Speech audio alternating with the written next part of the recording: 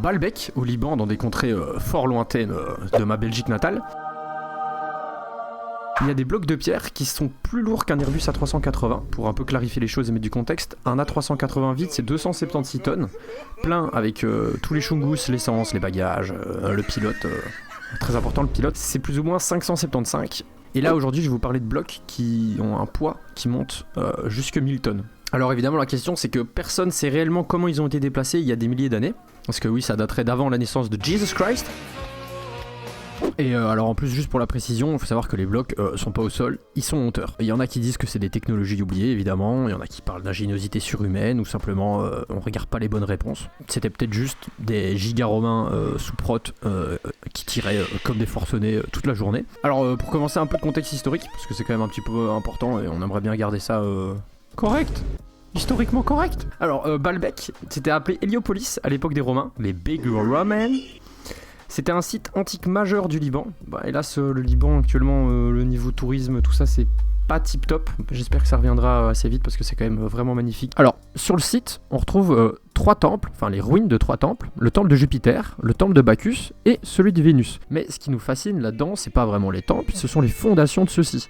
Dans l'un des murs du podium du temple de Jupiter, il y a 3 blocs immenses qu'on a appelés les trilithons. Chacun pèse entre 800 et 1000 tonnes. On ne sait pas exactement le poids parce qu'on les a pas sortis, on les a pas pesés. Hein, on n'est pas con à ce point-là. On peut juste se baser sur les matériaux qui constituent les blocs, leur dimension estimée parce qu'on ne peut pas les sortir, du coup entre 800 et 1000 tonnes. Lewis Hamilton. Il y a encore aujourd'hui, on n'a aucune grue mobile qui peut soulever un tel bloc en une seule pièce. On a des grues fixes qui peuvent le faire, mais on n'a pas de grue mobile. Alors, bon, ils n'ont pas trouvé le rocher à l'emplacement du temple, parce qu'on sait tout simplement où est la carrière d'où ceux-ci proviennent. Elle est située à quelques centaines de mètres du site. De façon officielle, de ce qui est écrit actuellement dans les textes, etc., c'est les Romains qui les auraient déplacés vers l'an 27 avant Jesus Christ. Mais on n'a encore aucune trace de la méthode qu'ils auraient utilisée. On n'a pas de plan, on n'a pas de description dans les archives. Et ça, c'est un détail qui est très important parce que les Romains, c'était des putains de gras de papier. Ils étaient hyper fiers de tous leurs exploits techniques. Donc, leur obélisque, ils ont des textes, ils ont des peintures, etc. Donc, on peut se douter que si un tel chantier avait été réalisé par eux, ils l'auraient documenté, célébré, etc. Silence. Sachant qu'en plus, les Romains avaient tendance à mettre leurs pièces importantes ou leurs exploits technologiques en avant dans leurs bâtiments, comme par exemple en face de leur entrée ou l'obélisque au milieu d'une place, toutes des choses comme ça, alors que les blocs de Baalbek, eux, sont à l'arrière du temple, cachés, et ils sont pas du tout visibles, quoi, ils servent de fondation. De plus, un détail qui est important à souligner, c'est que les plus gros blocs connus déplacés par les Romains, avec des preuves, ils dépassent pas les 300 tonnes. C'est déjà un exploit pour l'époque, il n'y a rien à dire, mais c'est largement inférieur à ceux qu'on voit à Baalbek, sachant qu'en plus, pour déplacer des charges lourdes, c'est pas parce que on passe de 300 à 600 tonnes que ça va être 2 fois plus compliqué. C'est de façon exponentielle que la difficulté augmente. Donc un bloc de 800 à 1000 tonnes pourrait être 6 fois plus compliqué à déplacer qu'un bloc de 300. Pour continuer de le comparer avec d'autres exploits de l'époque moderne ou de l'histoire moderne, en 1768, en Russie, il y a un bloc qui a été appelé la Thunderstone, qui pesait environ 1250 tonnes, qui a été transporté sur plusieurs kilomètres pour servir de base à la statue de Pierre le Grand. Cet événement est considéré comme l'un des plus grands exploits d'ingénierie de l'époque, et pourtant il a fallu des mois de préparation, un terrain adapté et toute la logistique d'un empire, l'empire russe, avant que celui-ci s'écroule. Aujourd'hui, les grues mobiles les plus puissantes, comme la Liber LR 13000, excusez-moi pour la prononciation, elles peuvent soulever jusqu'à 3000 tonnes, donc 3 fois les rochers de Baalbek, ils pourraient prendre les 3 en un coup, mais uniquement dans des conditions parfaitement maîtrisées, avec des contrepoids énormes, parce que 3000 tonnes, et sur des sols plats et stables, ce qui n'est pas du tout comparable avec les conditions d'un chantier antique sur une colline au Liban. Je pense que là, on est tous d'accord pour le dire, et qu'en plus, elles sont en matériaux technologiques, tout ce que vous voulez, sont pas en bois, quoi. On peut aussi penser à l'obélisque de Luxor qui a été transporté de l'Égypte vers la France au 19e siècle. Alors certes il pèse que 230 tonnes et il a nécessité un bateau sur mesure et un système de poulies complexe et des mois de travail pour l'ériger. D'ailleurs érigé en France à la place de la Concorde, vous êtes déjà beaucoup à l'avoir vu. Cet exploit a été célébré, gravé, documenté alors que c'était que 230 tonnes et c'était au 19e siècle. Pareil pour la Thunderstone des Russes, 1768 mais documenté, et des mois de travail. Comme on explique qu'à Baalbek, des blocs qui sont 3 voire 4 fois plus lourds, ils aient été extraits, déplacés et parfaitement positionnés sans qu'aucune trace n'ait été laissée. Qui les a déplacés et comment ? Qui a fait ça ? Alors évidemment, il y en a certains qui évoquent des civilisations oubliées, bien antérieures aux Romains, il y en a d'autres qui parlent d'un savoir-faire local aujourd'hui disparu. Et évidemment, il y a les illuminés qui parlent d'extraterrestres. Bon, la théorie extraterrestre, je pense qu'on peut la laisser de côté. Pour moi, c'est des humains qui l'ont fait, c'est clair. Je vois même pas pourquoi il y a des gens qui se posent ce genre de questions. Pourquoi des extraterrestres auraient fait des temples au Liban. Mais il faut être clair, la vraie question qu'on a ici, c'est pas qui les a posés, c'était bien les habitants de la région, ça c'est sûr, c'est comment. Les théories ne remettent pas en cause leur capacité, mais cherchent à comprendre leur technologie ou les moyens avec lesquels ils ont parvenu à déplacer des rochers de cette ampleur.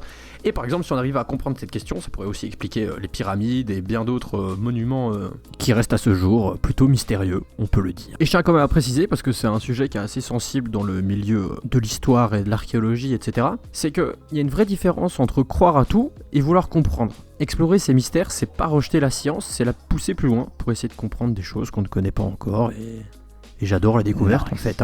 Parmi les chercheurs qui se sont penchés sur les trilitons, il y a Jean-Pierre Adam. Il a publié un article qui est quand même assez respecté en 1977 et il propose une hypothèse réaliste et surtout testable. L'article de Jean-Pierre, décidément, Pierre le Grand, Jean-Pierre, c'est vraiment un sujet pour moi. Il l'a publié dans la revue Syria, il s'intitule « À propos du triliton de Baalbek, le transport et la mise en œuvre des mégalithes ». Il propose une analyse rigoureuse des techniques et des transports de mise en place de ces gigantesques blocs. On peut les appeler les Big Chungus de Baalbek si vous voulez. Il s'appuie sur des données archéologiques et des principes d'ingénierie antique, parce que on dit que c'était fabriqué en Antiquité. Du coup, lui, ses recherches et ses technologies qu'il a utilisées pour expliquer le déplacement sont basées sur des technologies antiques. Il faut aussi qu'on parle de la fameuse pierre du Sud, de son nom arabe Hajar el-Ibla. Je vais pas essayer de le prononcer parce que je vais pas y arriver.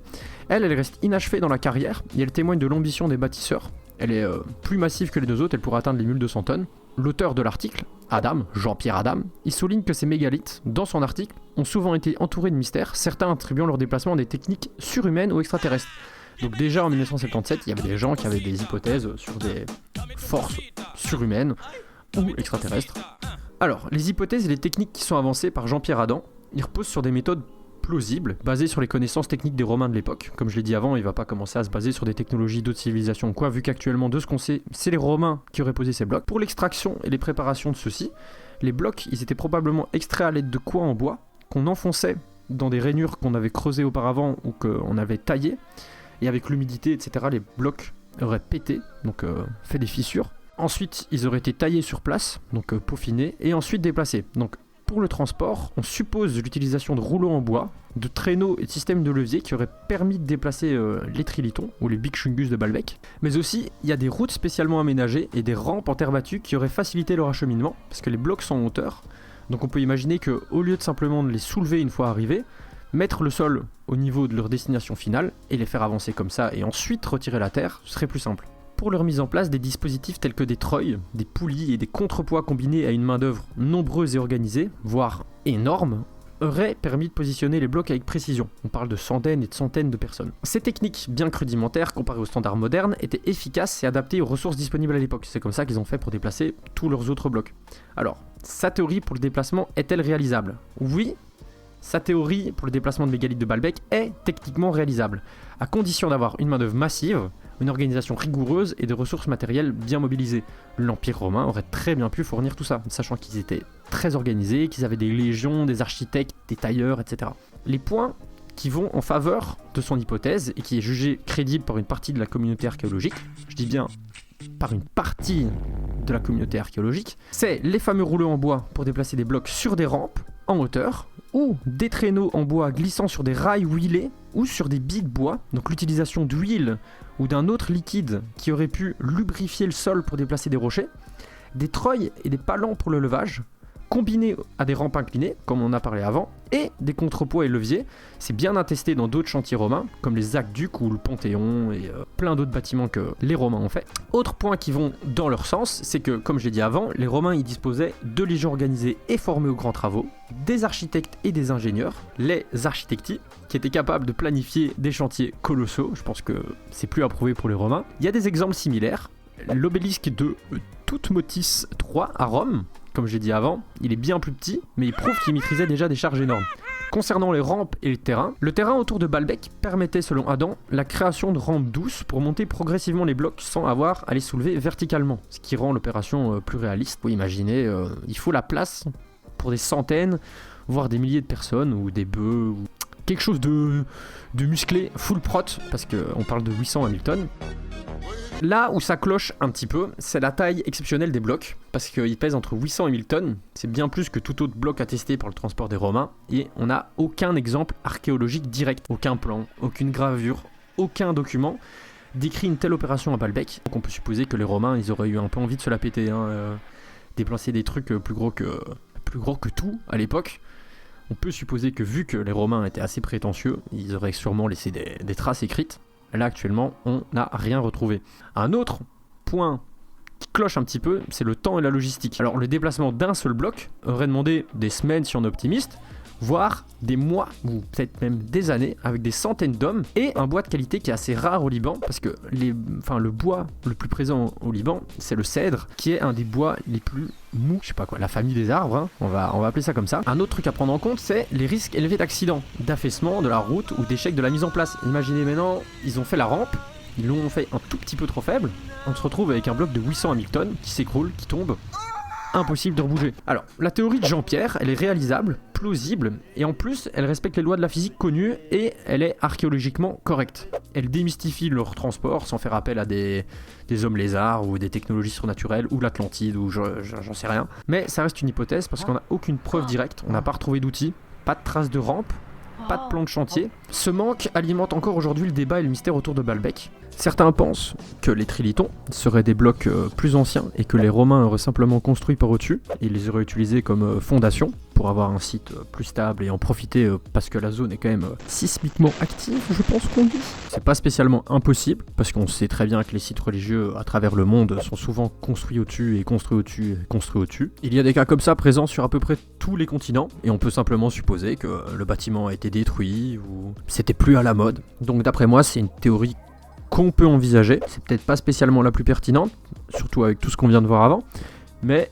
à ne pas ignorer. Parce que même maintenant, en soi, on galérerait quoi. On serait le déplacer avec une grue, mais on serait pas le déplacer sur quelques centaines de mètres. Ou alors avec des camions qui auraient c'est une soixantaine d'essieux. Là, il faut la route pour, et c'était sur une colline au Liban. Donc, mystère et boule de gomme.